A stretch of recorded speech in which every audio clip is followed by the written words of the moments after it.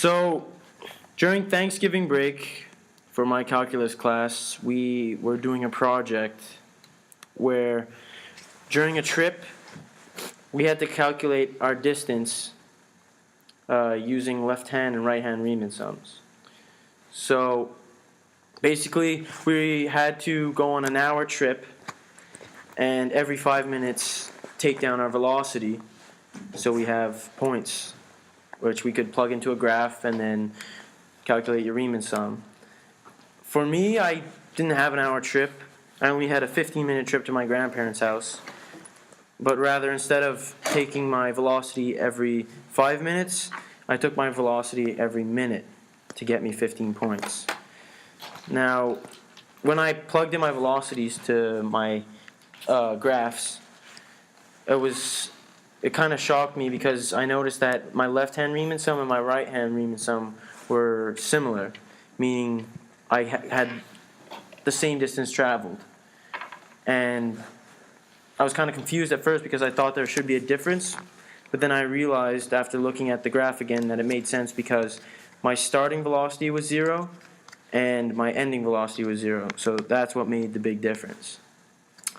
So, but going back to the right-hand and left-hand Riemann sums, how I calculated that was I took all my velocities and multiplied them by 1 because I had 1-minute intervals.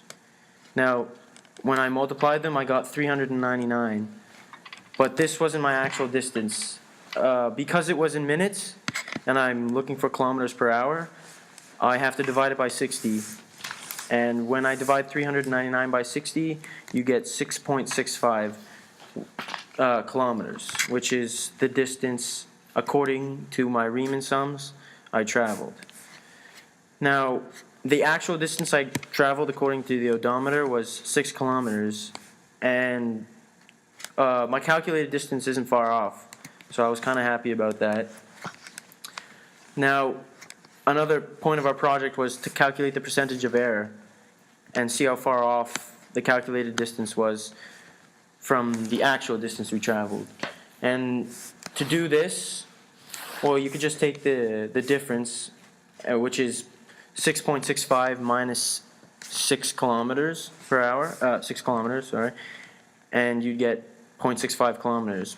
But to find the actual percentage, the equation is you take the absolute value of the actual distance minus the calculated distance over the actual distance multiplied by 100, which would be 6 minus 6.65 over 6, and that would get you negative 1.083, but you take this absolute value and then multiply that by 100, and this got me 10.83% of error.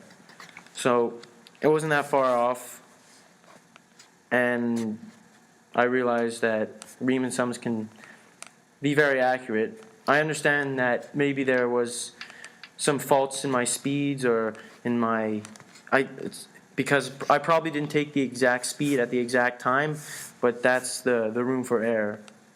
But considering that my error wasn't that much, I think it was pretty accurate, and yeah, that was my project. Thank you.